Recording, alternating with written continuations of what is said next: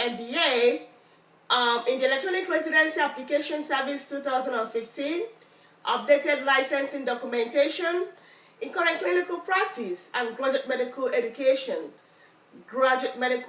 experience, a master's in public health, social and behavioral sciences at Capella University, Minneapolis, Minnesota, a public health, the American Mock Interview Session 2015, a public health research on child abuse, sexual abuse, domestic violence as a public health continuum, a pediatric research with my 3-year-old son, Kingston Eke. Welcoming you to Dr. Chiquito Mentoring Iridescent Educational Global Collaborative Ustream YouTube show, a Reach Higher and Let's Move initiative of the First Lady of the United States of America, First Lady Michelle Obama. Today, the 5th of February 2015. It's approximately 7:10 a.m. Central Time, and I would like to invite you to read some famous quotes by the President of the United States of America, President Barack Obama, on the White House internship, and the First Lady Michelle Obama, on the Reach Higher and Let's Move initiative, and some excerpts from letters of recommendation from graduate medical educators on my Accreditation Council of Graduate Medical Education core competencies.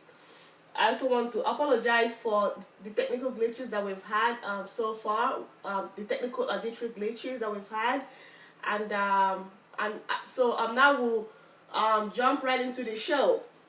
We'll do the mini mental status examination, which is a fun activity that you could be called upon to do in your career or in your education. And Dr. Chiquito Mentoring Iridescent Educational Global Collaborative Ustream YouTube show and company has the capability to help you in that area. So the first question is what is your name? And my name is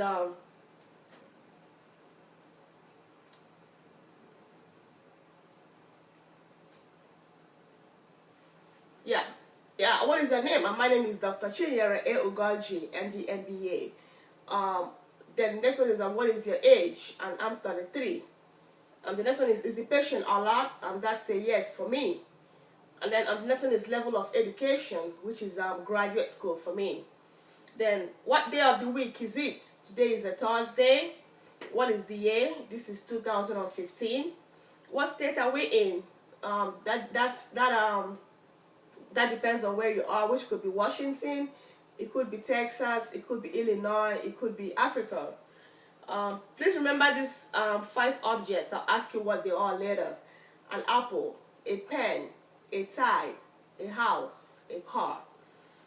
You have $100 and you go to the store and buy a dozen apples for $3 and a tricycle for $20. How much did you spend? Well, that's $23. How much do you have left? That's $77. Please name as many animals as you can in 1 minute. We are gonna name animals. I invite you to to contribute in this interactive activity. So we'll start with a lion, a dog, a cat, an iguana, an ostrich, a bird, a rat, a rabbit, an elephant, an ox, a goat, a chicken, a lizard, a monkey, a gorilla. So that's 15 plus animals. If you named 15 plus animals, you get the maximum score of 3. What were the 5 objects I asked you to remember? And they were an apple, a pen, a tie, a house, and a car. Then I'm going to give you a series of numbers and I would like you to give them to me backwards. For example, if I say 42, you would say 24. So 87, that's 78. 649, that's 946. 8537, that's 7358. Then the next one is, this is a clock face. Please put in the hour markers and the time at 10 minutes to 11 o'clock. So you can do that. Please put an X in the triangle. You can do that. Which of the above figures is largest? you can take a shot at that answer, which is the square. I'm going to tell you a story. Please listen carefully, because afterwards I'm going to ask you some questions about it. Jill was a very successful stockbroker. She made a lot of money on the stock market. She then met Jack, a devastatingly handsome man. She married him and had 3 children. They lived in Chicago. She then stopped work and stayed at home to bring up her children. When they were teenagers, she went back to work. She and Jack lived happily ever after. So what was the female's name? Well, her name was Jill. What work did she do? She was a successful stockbroker. When did she go back to work? When they were teenagers. What state did she live in? She lived in Chicago, so that's in the state of Illinois. So a score of 27 to 30, that's normal. A score of for high school and less than high school, it's 25 to 30. So now we'll go to the case of the day, which is pregnancy and pre-eclampsia.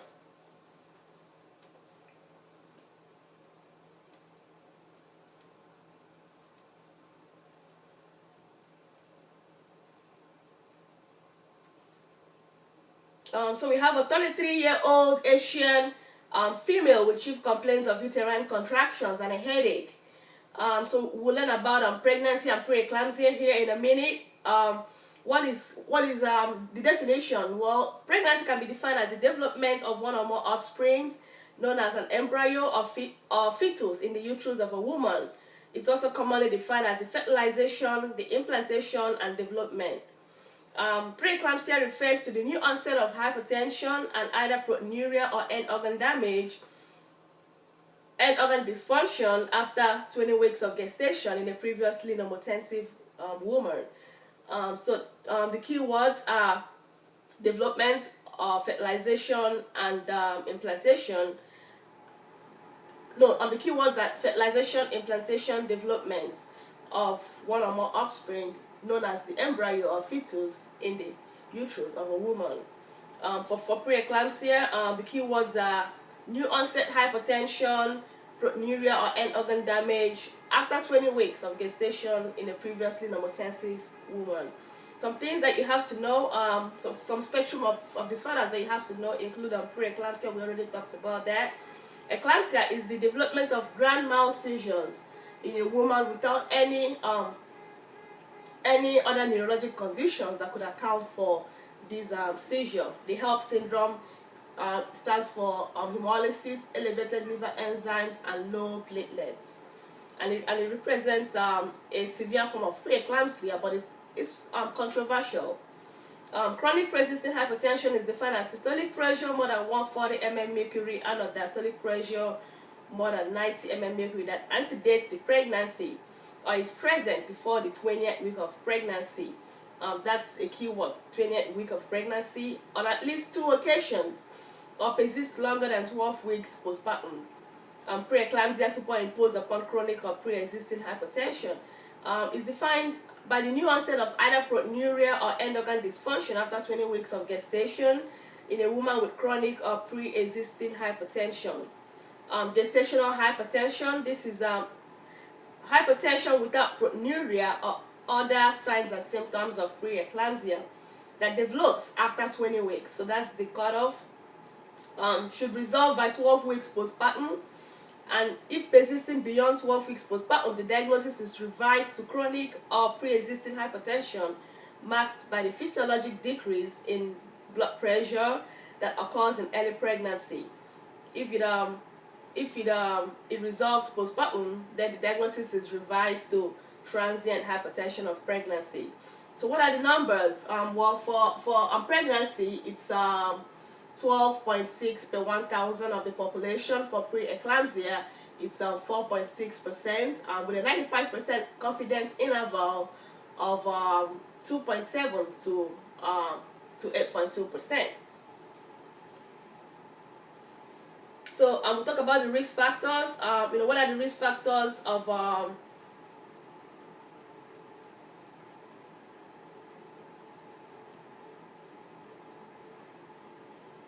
of pregnancy, well, being female, having a uterus, for preeclampsia, maternal age, race, family history of preeclampsia, previous history of preeclampsia, um, having a hydratiform mole, obesity, thrombophilia, oocyte donation or donor insemination, urinary tract infection, diabetes, collagen vascular disease are just a few risk factors.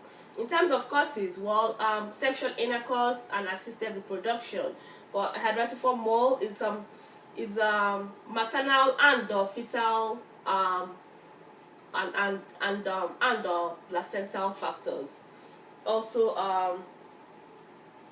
abnormalities in the development of the placental vasculature early in pregnancy, weeks to months before development of clinical manifestations of the disease, placental underperfusion and possibly hypoxia and ischemia. The differential diagnosis for pregnancy could be anything from a cervical lesion to pseudocyesis, where the woman has the symptoms of pregnancy, but is found by the physician not to have any signs of pregnancy. For preeclampsia, the differential diagnosis range anywhere from chronic hypertension to thrombocytopenic purpura. For the signs, for the symptoms and the signs, the clinical presentation, the symptoms of pregnancy include anything from nausea and vomiting to changes in the breast. The breast becomes enlarged and tender. There's increased frequency of urination, and then also for preeclampsia, the signs include a severe headache, visual abnormalities, scotomatars,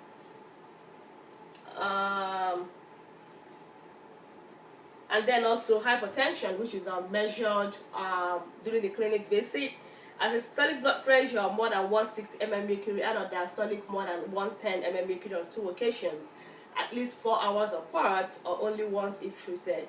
What are the laboratory orders that are needed in diagnosis? Complete blood count with differential is needed, a basic metabolic panel, blood type, antibody screen. I have the panel of laboratory orders listed, all the way to hepatitis C antibody. For preeclampsia,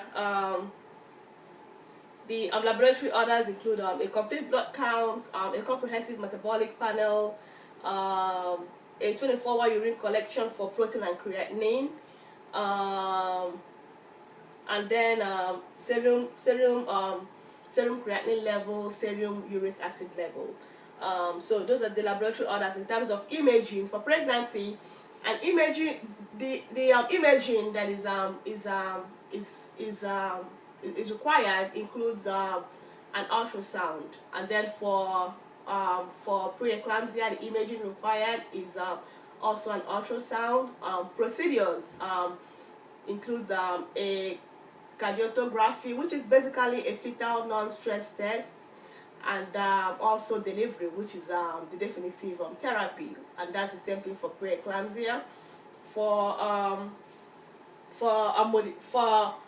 medications, for pregnancy, a prenatal vitamin,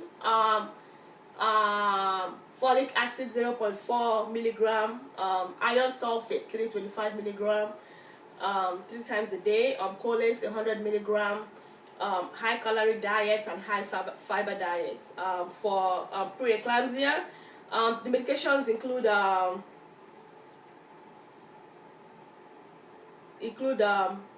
the basic principles of airway, breathing, and circulation. So you have oxygen, intravenous access, cardiac monitoring, magnesium sulfate.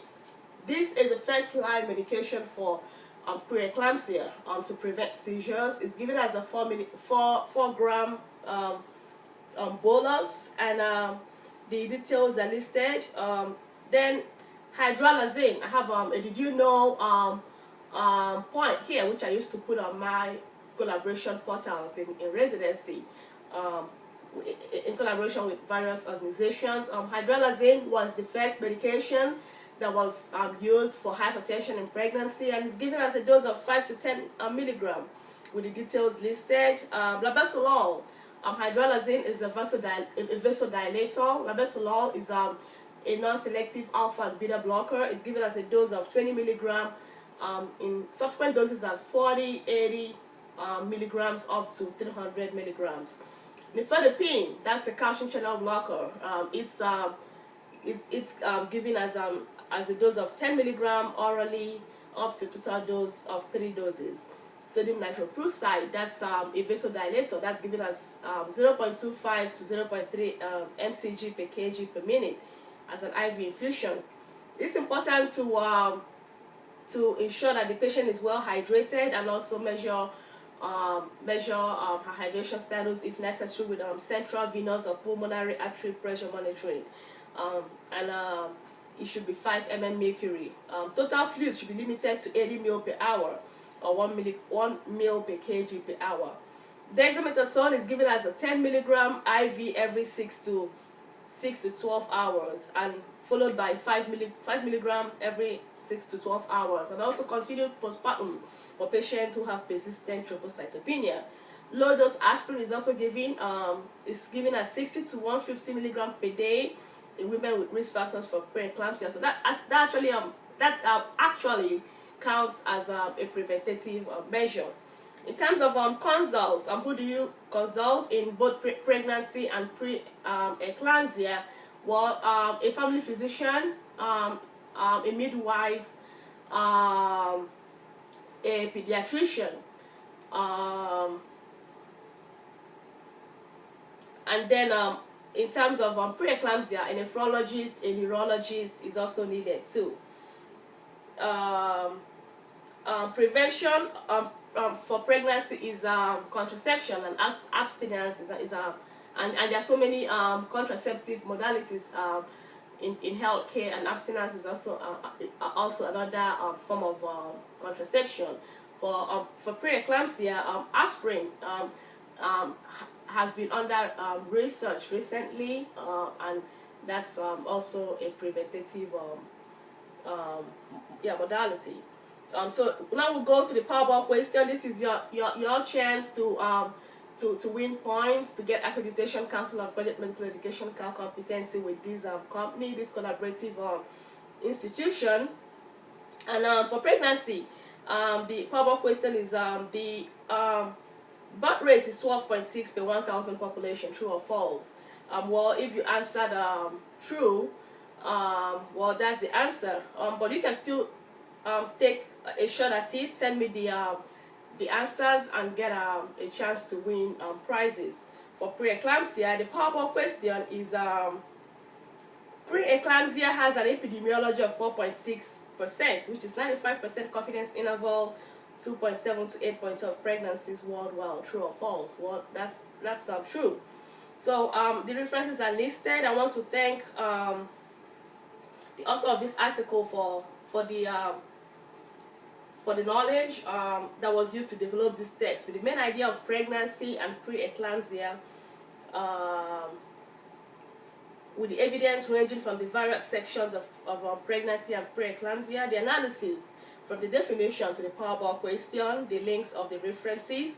And I would like to state that my National Residency Matching Program interview process for 2010 was an Accreditation Council of Graduate Medical Education CAL competency certification, with an observership as a premier gravida at Huntsville Family Medicine Residency Program, Huntsville, Alabama, with a fast-paced collaborative team with a schedule of 6 a.m. to 6 p.m. with medical knowledge, patient care, practice-based learning and improvement, system-based practice, communication and interpersonal skills and professionalism, and interviews with various graduate medical education programs nationwide, and eventually matched at Southern Illinois University Family Medicine Residency Program, Springfield, Illinois, and my Accreditation Council of Graduate Medical Education CAL competency in obstetrics and gynecology, improving through medical school, through graduate medical education at Henry Ford Internal Medicine Residency Program and Southern Illinois University Family Medicine Residency Program, Springfield, Illinois,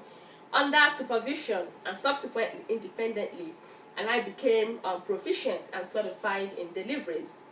It is common to get the number of deliveries to get certified within 1 month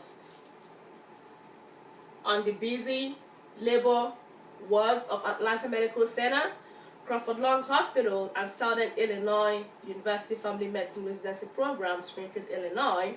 And I'm grateful to the expert program director, the faculty, residents, and staff, and would recommend these graduate medical education programs to anyone looking for the perfect fit for their graduate medical education goals. And if you participated in this activity, you just earn points in ACGME core competencies, and you can contact me to be able to get certification. So now we'll go to the next section, which is graduate medical education curriculum review. We have a 44-year-old Asian male who presented to the emergency department with chief complaints of loss of consciousness. So I want to encourage you to review the advanced cardiac life support algorithm. Endpoints, contact me for your certification. And also we'll go to the next point, which is the graduate medical education collaboration. And I have the updated collaboration information, which I'm going to send out via various collaboration modalities with the recent up-to-date number on the interview session, what programs are still interviewing, what programs have finished interviewing, and what programs and you know, to be able to guide you through the interview process. And then also we'll go to the next section of the show, and and that's, you know, talking about my curriculum development with my alma mater, American International School of Medicine, Guyana, various graduate medical education programs, and also organizations, and Watermark Clinic, Dallas, Texas. I want to invite you to join our fellow resident medical students and collaboration programs with certification and scholarship opportunities, and also welcome our new group of collaborators with information found on our collaboration modalities. So we'll go to the next section, which is from the White House and healthcare news. And I want to talk about middle class economics by the President of the United States of America, President Barack Obama, with main points structured on middle class economics, the evidence of the synopsis of the various sectors in the United States and globally, analysis of the various updates in the economy, and links of the economics in various sectors of the United States economy, which can be found in the various issues, the initiatives, and also the various presidential offices. In the practical, from the weekly address by the President of the United States of America, President Barack Obama, on the 31st of January 2015, titled A Path Towards a Thriving Middle Class, with the main idea of choices in economic growth, analysis of the quintessentials of execution, evidence of the recent advances with the Obama administration, Congress, and other bureaucratic partisans contributing towards economic growth. Links which can be found on the White House website on the various issues, initiatives, and presidential offices. And I want to thank Duke University and the University of North Carolina at Chapel Hill and Capella University for the knowledge from the articles on the meal plan and the reverse outline plan appropriately cited. So now we'll go to healthcare news.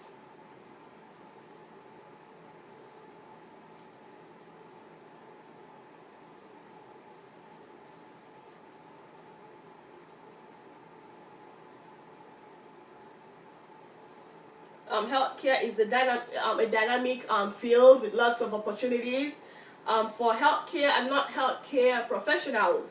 From the American College of Physicians, it's all about internal medicine jobs, career opportunities. From the American Academy of Family Physicians, the AAFP Career Link is slated to take place on Tuesday, March 3rd at 3 p.m. to 5 p.m. And you can contact the American Academy of Family Physicians physicians for that information. The AAFP and CDC have resources to help you talk with your patients to limit the spread of measles. From the American Psychiatric Association, there's emerging research suggesting that an ADHD drug may reduce binge eating. From the American Academy of Pediatrics, behavior and emotional problems are common in U.S. children, not always identified properly. They have a new clinical report that offers guidance to doctors in screening children. You can check that out by clicking on that link on the collaboration modality, or contact me for more information on this. From the American Academy of Pediatrics, there's talk about from the American Academy of Pediatrics. I hope you enjoyed the webinar on Too Small to Fail that took place on the 28th of January, talking about why you should start talking and reading and singing to your child. We do that all the time on Dr. Chiquito Mentoring Iridescence, educational global collaborative YouTube show, a Reach Higher and Let's Move initiative of the First Lady of the United States of America, First Lady Michelle Obama. We actually had last year we actually had a reading with my then 2-year-plus son Kingston Eke, and we had a reading. He was in a chair, and we read, and then after that, and it was a collaborative environment, and I also incorporate that into any developmental learning with supervised visitation with various professionals. So from the American Congress of Obstetrics and Gynecologists, there's talk about the diet in pregnancy, talking about the current guidelines for fish consumption. So this is a very interesting interesting captioned article that I would recommend as a good read for those who are interested in women's health. From the American Board of Family Medicine, there is a question of the week: which one of the following tumors is most likely to cause hormonally induced hypercalcemia? And the answer to that is squamous cell carcinoma of the lung.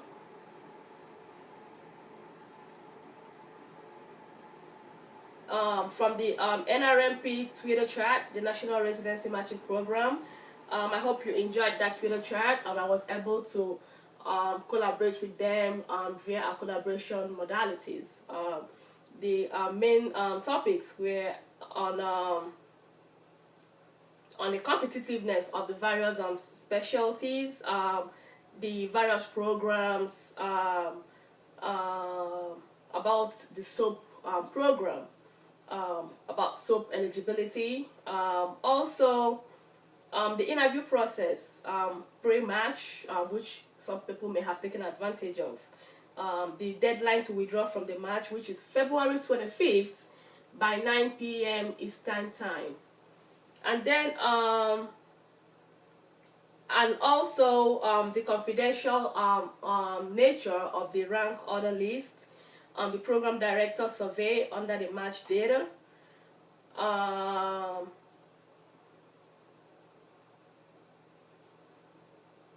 the opportunity to contact the help desk of National Residency Matching Program by calling their toll-free number, which is 202-400-2233. The various specialties available, with an emphasis on the status of your application, which can be active, ranking, or certified. I will also want you to check out on our collaboration modalities, updates from the Global Health Conference that was done last week at University of Texas Southwestern University, with lots of multi-specialty teams with various topics which are actually very congruent to healthcare, with our new team of collaborators on this show. Also from the American Academy of Pediatrics, the President Sandra G. Hassink, MD, urges parents to vaccinate their children against measles. From the American College of Physicians, it's about internal medicine jobs. From the American Academy of Family Physicians, in 2014, there were 644 confirmed cases of measles, the greatest number in 1 year since the elimination of the disease in the US in 2000. An additional 84 cases of measles were reported across 14 states between January 1, 2015 and January 28, 2015, related largely to an outbreak originating at Disneyland. Talk to your patients about getting vaccinated. Very useful information about measles for healthcare. From the American Academy from the American Psychiatric Association, there's the Psych News Alert. Drug targeting NMDA receptor rapidly improves depression symptoms in phase 2 study. Very important information about depression, which is seen in healthcare, and which we have opportunities and information for. From the American Congress of Obstetrics and Gynecologists, exposure to common chemicals may be linked to an earlier start of menopause. So this is also about women's health. The question of the week, which from the American Board of Family Medicine, which one of the following is most consistent with the diagnosis of asthma? In asthma, which is an obstructive lung disease, which is quite common, there's a reduced FEV1 and a decreased FEV1 FVC ratio. So that's option number A. If you pick that option, you can get points with the ABFM and also with us by collaborating with us. From Capella University, it's official. Groundhog Box-Sutamni-Field saw his shadow. So there are 6 more weeks of winter, and now is the time to prepare for spring. It's time to explore your degree opportunities for spring. From the American International School of Medicine, Guyana, the AISM Times has up-to-date information for you, and also nutrition information on the health benefits of cabbage.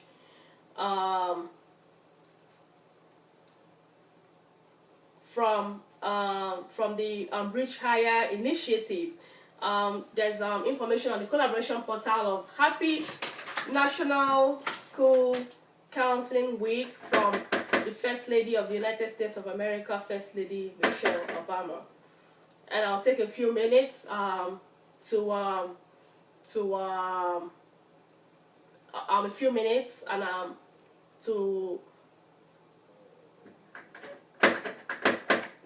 take a few minutes, and this collaboration will be back in a few minutes.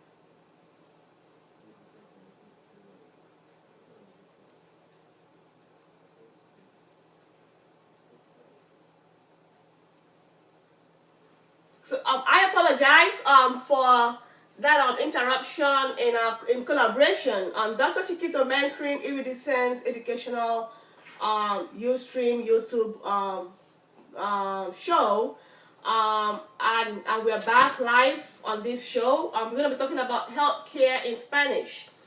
So we'll talk about nausea and vomiting. Nausea, that's nausea y vomitos. Nausea, nauseous. Do you feel nauseated? Se siente nauseous?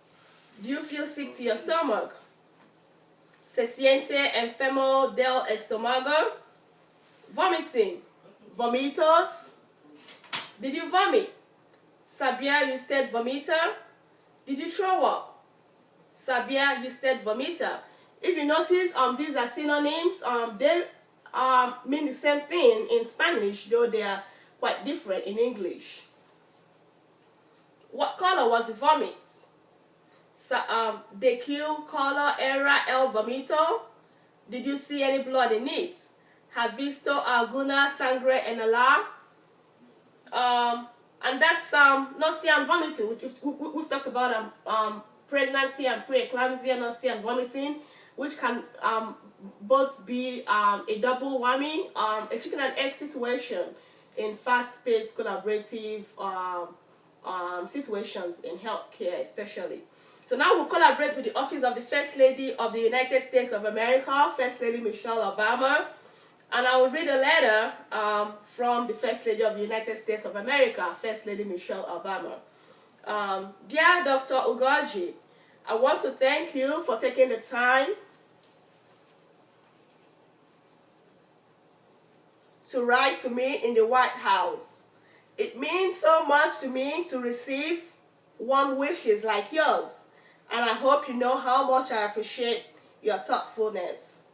Over the past few years, I have had the extraordinary privilege of receiving letters from people living across our country and around the world.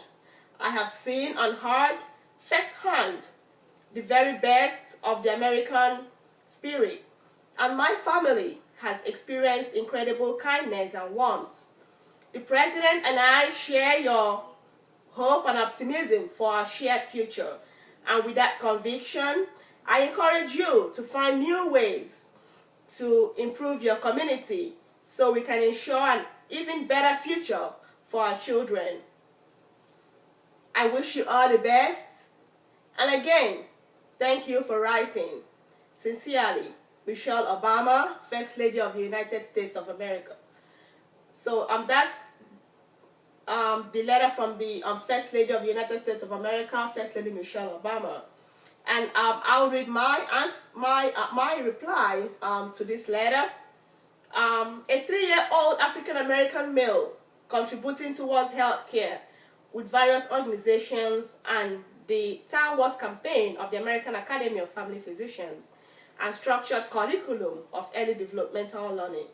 The medical student with medical education for graduate medical education and Accreditation Council of Graduate Medical Education core competencies reinforce my desire to cultivate the American spirit, kindness, warmth, hopes, and optimism for a shared future, symbolized by dynamic global leadership of the Office of the First Lady of the United States of America, FLOTUS, with the Reach Higher and Let's Move initiative, with numerous educational opportunities and healthier global communities, from a microcosm to a macrocosm level in educational institutions, healthcare, and other sectors, and optimism in graduate medical education.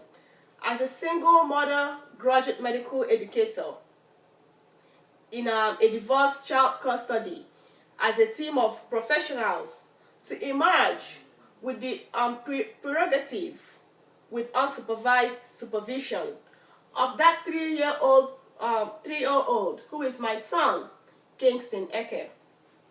After 2 years of sole custodianship, and create a secure parenting environment as an adult, emotionally stable, without any public displays of emotions in court and unverified, falsified documentation pending proof of by the other parent, and optimistic for child support exemptions and sole custodianship for domestic violence, fair hearing with awareness created on domestic violence, formal documentation of intent not to press charges with legal professionals, and no further damaging statements to uninvolved individuals in a closed case liable to civil charges amidst fluctuations of life, which everyone is exposed to as part of a public health project incorporating the United States government, the Reach Higher and Let's Move initiative, with a commitment to public service, demonstrated leadership in the community, and a commitment to the mission of the Obama administration. I am optimistic that I will be able to incorporate these skills acquired by collaboration with the Obama administration and the various presidential offices in my career, and completed application for the White House internship and extend an invitation for collaboration with the Office of the First Lady of the United States of America, FLOTUS, the First Family, and the Obama administration, with Dr. Chiquito mentoring Iridescent's Educational Global Collaborative Ustream YouTube show, a Reach Higher and Let's Move initiative of the First Lady of the United States of America, First Lady Michelle Obama, dedicated to creating healthier and safer communities in the global economy. Thanks and have a wonderful day. Dr. Chinyere A. Ugoji, MD, MBA. So I want to thank all professionals in various fields, healthcare, legal and public health, and victims who have worked with me in putting faces to child abuse, sexual abuse, domestic violence as a public health continuum with the various knowledge gained from civil cases to intent to press charges. All these are legal terms which I want to thank the professionals and also the authors of the articles. So now we'll go to the next section of the show, which is the graduate medical education, the distinctive graduate medical education forum. And we have a real life graduate medical education case study. And a resident or fellow in a graduate medical education program sent a faculty member a text which said, "I wish, how does this fit into Accreditation Council of Graduate Medical Education core competency?" Well, professionalism includes ethics, cultural competency, and other components. And apologizing, explaining the factors behind this case scenario, which I have incorporated in my Accreditation Council of Graduate Medical Education core competencies. Imagine proficient in graduate medical education core competency certification, and I hope that I can be able to serve as a learning opportunity for other graduate medical educators and also those who are interested in graduate medical education to transfer this knowledge. So I want to invite you to share your personal experiences. While we this is an opportunity for us to share our personal experiences. So we're going to talk about some more interesting stuff on this show. We'll talk about what are the top 3 reasons why you may not have gotten an interview yet. The ranking process, what factors to consider, opposed or unopposed, university or community, externship, observership opportunities, and fellowship opportunities. We'll talk about the affordable health care from a graduate medical education, from graduate medical education perspective. We'll talk about collaboration opportunities with this show and this company, with various individuals and opportunities in medical, student, resident, fellowship, White House intern, Reach Higher, and Let's Move initiative collaborators. You can share your pictures, share your experiences, call me, send me an email with your stories. I take time to read your posts on various collaborative modalities. I take time to read them and to reach out, just like various other experienced graduate medical collaborators. I'm going to also bring you, we also have a graduate medical education tour for the last 3 weeks before the rank order list deadline. I also want you to fill out my survey. I'm going to be posting a survey on getting to know you. I'm getting to know about your medical knowledge, your USMLE scores, your patient care, your practice-based learning, your system-based practice, communication and interpersonal skills, um, um, professionalism, which includes the interaction with various members of the society, various members of the healthcare field, um, which may include your family. I have physicians, I have other healthcare workers in my family. I know lots of people who also do have healthcare workers or physicians in their family. Your interaction with them, your interaction with the public, with the society. So I'm gonna send out that survey, and you can be able to fill that out and be able to put your voice to this graduate medical education collaboration. We'll talk about my pediatric project with the Reach Higher and Let's Move initiative and the Star Wars campaign with the updated curriculum. We have actually added alphabets, colors, and sentences with energy and environment, trains and motor cars. So that's very interesting addition for that titled events. Also movie events. And I want to end by saying that all names and information listed in this show constitutes probable fictional depiction with a need for documentation collaboration. And it's approximately 7:55 a.m.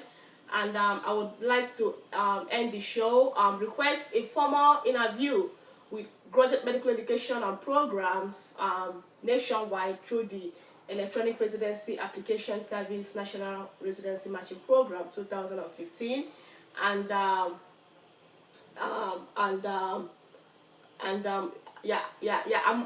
willing to travel and also to be able to collaborate with you on my graduate medical education goals. And wish you a wonderful interview day and a wonderful day.